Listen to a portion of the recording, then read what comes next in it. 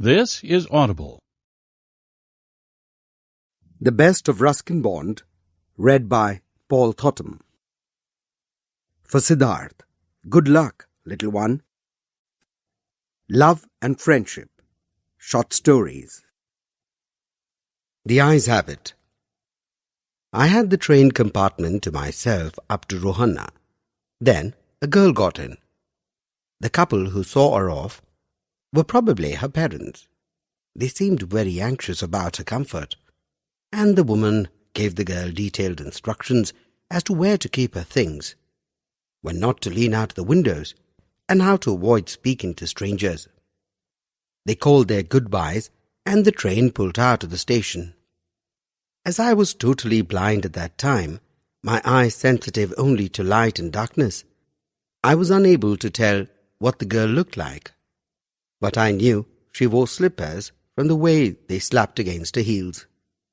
It would take me some time to discover something about her looks, and perhaps I never would. But I liked the sound of her voice, and even the sound of her slippers. "Are you going all the way to there?" I asked. I must have been sitting in a dark corner, because my voice startled her. She gave a little exclamation and said, "I didn't know anyone else was here." Well, it often happens that people with good eyesight fail to see what is right in front of them. They have too much to take in, I suppose. Whereas people who cannot see, or see very little, have to take in only the essentials, whatever registers most tellingly on their remaining senses. "I didn't see you either," I said, "but I heard you come in." I wondered if I would be able to prevent her from discovering that I was blind. Provided I keep to my seat, I thought, it shouldn't be too difficult. The girl said, "I'm getting off at Saharanpur. My aunt is meeting me there." "Then I had better not get too familiar," I replied. Aunts are usually formidable creatures. "Where are you going?" she asked. "To Dehra, and then to Mussoorie." "Oh, how lucky you are. I wish I was going to Mussoorie. I love the hills, especially in October." "Yes, this is the best time," I said, calling on my memories. "The hills are covered with wild dahlias. The sun is delicious, and at night you can sit in front of a log fire and drink a little brandy. Most of the tourists have gone, and the roads are quiet and almost deserted. Yes, October is the best time." She was silent. I wondered if my words had touched her, or whether she thought me a romantic fool. Then I made a mistake. "What is it like outside?" I asked. She seemed to find nothing strange in the question. Had she noticed already that I could not see? But her next question removed my doubts. "Why don't you look out of the window?" she asked. I moved easily along the berth and felt for the window ledge. The window was open, and I faced it, making a pretense of studying the landscape. I heard the panting of the engine, the rumble of the wheels, and in my mind's eye, I could see telegraph posts flashing by. "Have you noticed," I ventured, "that the trees seem to be moving while we seem to be standing still?" "That always happens," she said. "Do you see any animals?" "No," I answered quite confidently. I knew that there were hardly any animals left in the forest near Dehra. I turned from the window and faced the girl, and for a while we sat in silence. "You have an interesting face," I remarked. I was becoming quite daring. But it was a safe remark. Few girls can resist flattery. She laughed pleasantly, a clear, ringing laugh. "It's nice to be told I have an interesting face. I'm tired of people telling me I have a pretty face." "Oh, so you do have a pretty face," thought I.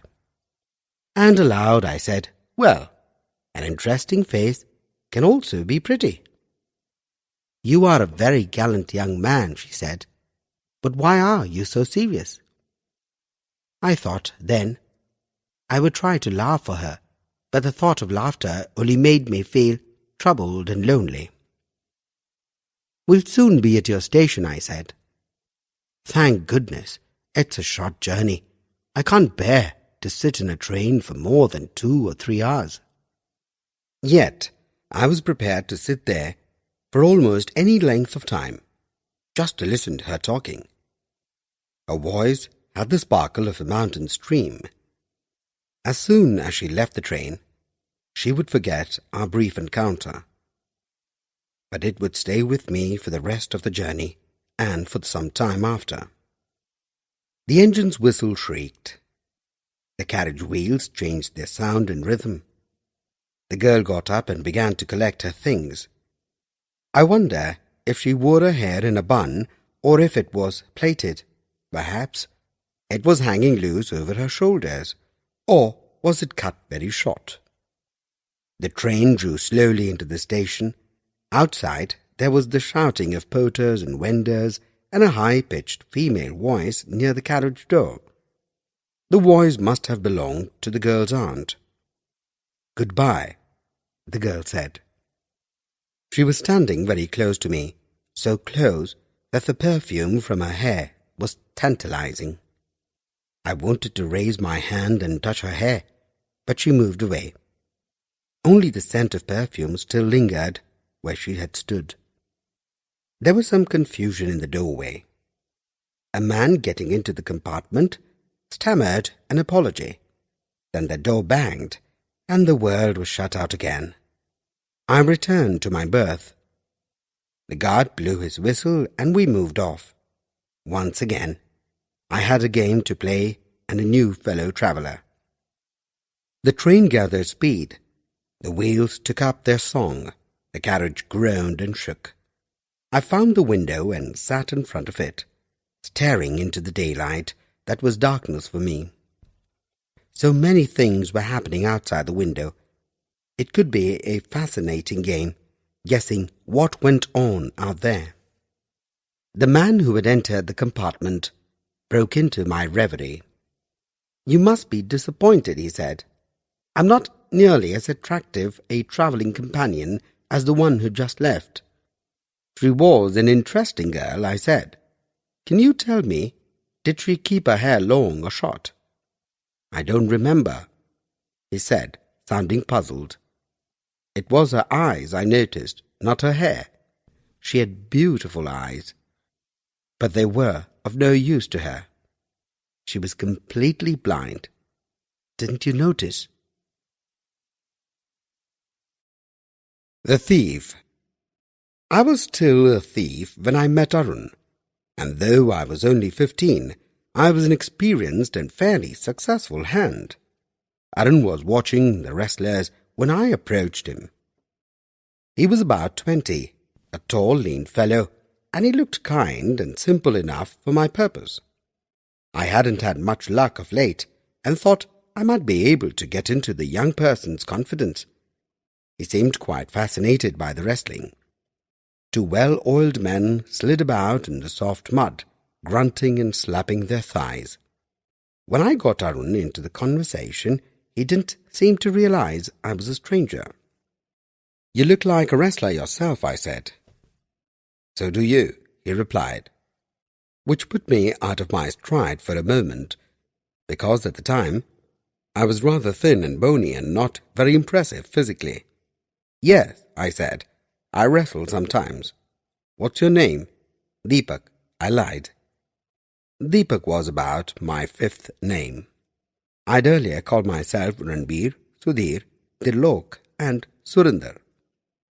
After this preliminary exchange, Arun confined himself to comment on the match, and I didn't have much to say. After a while he walked away from the crowd of spectators. I followed him. "Hello," he said. "Enjoying yourself?" I gave him my post-appealing smile. "I want to work for you," I said. He didn't stop walking. "And what makes you think I want someone to work for me?" "Well," I said, I've been wandering about all day, looking for the best person to work for. When I saw you, I knew that no one else had a chance." "You flatter me," he said. "That's all right. But you can't work for me." "Why not?" "Because I can't pay you." I thought that over for a minute. Perhaps I had misjudged my man. "Can you feed me?" I asked. "Can you cook?" He countered. "I can cook." I lied. "If you can cook," he said, "I'll feed you." He took me to his room and told me I could sleep in the veranda. But I was nearly back on the street that night. The meal I cooked must have been pretty awful, because Arun gave it to the neighbor's cat and told me to be off. But I just hung around, smiling in my most appealing way, and then he couldn't help laughing. He sat down on the bed and laughed for a full 5 minutes, and later patted me on the head and said, "Never mind. He'd teach me to cook in the morning." Not only did he teach me to cook, but he taught me to write my name and his, and said he would soon teach me to write whole sentences and add money on paper when you didn't have any in your pocket. It was quite pleasant working for Arun. I made the tea in the morning and later went out shopping. I would take my time buying the day's supplies and made a profit of about 25 paise a day. I would tell Arun that rice was 56 paise a pound. It generally was, but I would get it at 50 paise a pound. I think he knew I made a little this way, but he didn't mind. He wasn't giving me a regular wage. I was nearly grateful to Arun for teaching me to write. I knew that once I could write like an educated man, there would be no limit to what I could achieve. It might even be an incentive to be honest. Arun made money by fits and starts. He would be borrowing 1 week, lending the next. He would keep worrying about his next check, but as soon as it arrived, he would go out and celebrate lavishly. One evening he came home with a wad of notes, and at night I saw him tuck the bundles under his mattress at the head of his bed. I'd been working for Arun for nearly a fortnight, and apart from the shopping, hadn't done much to exploit him. I had every opportunity for doing so. I had a key to the front door, which meant I had access to the room whenever Arun was out. He was the most trusting person I had ever met, and that was why I couldn't make my mind to rob him. It's easy to rob a greedy man, because he deserves to be robbed. It's easy to rob a rich man, because he can afford to be robbed. But it's difficult to rob a poor man, even one who really doesn't care if he's robbed. A rich man or a greedy man or a careful man wouldn't keep his money under a pillow or mattress. He'd lock it up in a safe place. Arun had put his money where it would be child's play for me to remove it without his knowledge. It's time I did some real work, I told myself. I'm getting out of practice. If I don't take the money, he'll only waste it on his friends. He doesn't even pay me. Arun was asleep. Moonlight came in from the veranda and fell across the bed. I sat up on the floor, my blanket wrapped round me, considering the situation. There was quite a lot of money in the wad, and if I took it, I would have to leave town. I might make the 10:30 express to Amritsar. Slipping out of the blanket, I crept on all fours through the door and up to the bed and peeped at Arun. He was sleeping peacefully with a soft and easy breathing. His face was clear and unlined. Even I had no markings on my face, though mine were mostly scars. My hand took on an identity of its own as it slid around under the mattress, the fingers searching for the notes. They found them, and I drew them out without a crackle. Arun sighed in his sleep and turned on his side towards me.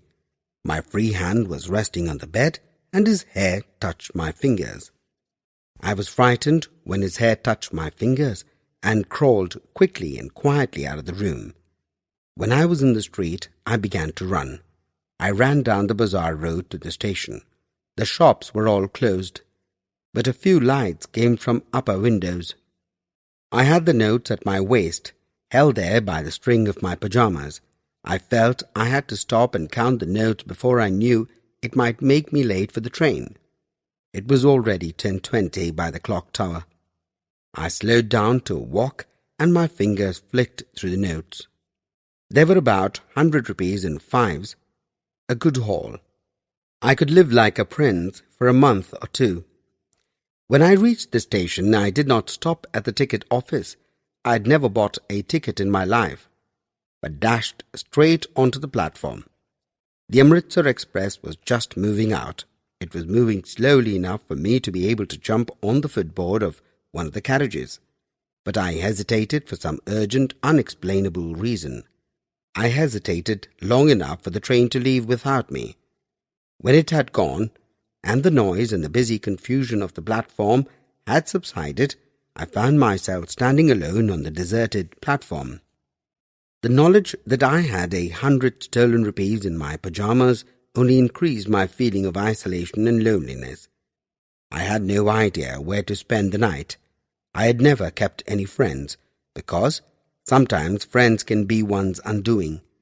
I didn't want to make myself conspicuous by staying at a hotel, and the only person I knew really well in town was the person I had robbed. Leaving the station, I walked slowly through the bazaar, keeping to dark, deserted alleys. I kept thinking of Arun. He would still be asleep, blissfully unaware of his loss. I have made a study of men's faces when they have lost something of material value. The greedy man shows panic, the rich man shows anger, the poor man shows fear, but I knew that neither panic nor anger nor fear would show on Arun's face when he discovered the theft. Only a terrible sadness, not for loss of the money, but for my having betrayed his trust. I found myself in the Maidan and sat down on a bench with my feet tucked up under my haunches. The night was a little cold, and I regretted not having brought Arun's blanket along. A light drizzle added to my discomfort. Soon it was raining heavily. My shirt and pyjamas stuck to my skin, and a cold wind brought the rain whipping across my face. I told myself that sleeping on a bench was something I should have been used to by now, but the veranda had softened me. I walked back to the bazaar and sat down on the step of a closed shop. A few vagrants lay beside me, rolled up tight in thin blankets. The clock showed midnight. I felt for the notes. They were still with me, but had lost their crispness and were damp with rainwater. Aruns Money. In the morning, he would probably have given me a rupee to go to the pictures, but now I had it all. No more cooking his meals, running to the bazaar, or learning to write whole sentences. They were something I had forgotten in the excitement of 100 rupees. Whole sentences, I knew, could one day bring me more than 100 rupees. It was a simple matter to steal, and sometimes just as simple to be caught. But to be a really big man, a wise and successful man, that was something. I should go back to Arun, I told myself, if only to learn how to write. Perhaps it was also concern for Arun that drew me back, a sense of sympathy in one of my weaknesses, and through hesitation over a theft I had often been caught. A successful thief must be pitiless. I was fond of Arun, my affection for him, my sense of sympathy, but most of all my desire to write whole sentences drew me back to the room. I hurried back to the room extremely nervous, for it is easier to steal something than to return it undetected. If I was caught beside the bed now, with the money in my hand, or with my hand under the mattress, there could be only one explanation, that I was actually stealing. If Arun woke up, I would be lost. I opened the door clumsily, then stood in the doorway in clouded moonlight. Gradually my eyes became accustomed to the darkness of the room. Arun was still asleep. I went on all fours again and crept noiselessly to the head of the bed. My hand came up with the note. I felt his breath on my fingers. I was fascinated by his tranquil features and easy breathing, and remained motionless for a minute. Then my hand explored the mattress, found the edge, slipped under it with the notes. I awoke late next morning to find that Arun had already made the tea. I found it difficult to face him in the harsh light of day. His hand was stretched out towards me. There was a 5 rupee note between his fingers. My heart sank. I made some money yesterday, he said. Now, you'll get paid regularly. My spirit rose as rapidly as it had fallen. I congratulated myself on having returned the money. But when I took the note, I realized that he knew everything. The note was still wet from last night's rain. "Today, I'll teach you to write a little more than your name," he said. He knew, but neither his lips nor his eyes said anything about their knowing. I smiled at Arun in my most appealing way, and the smile came by itself, without my knowing it.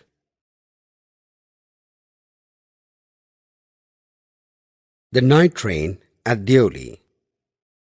When I was at college, I used to spend my summer vacations in Dera, at my grandmother's place. I would leave the plains early in May and return late in July.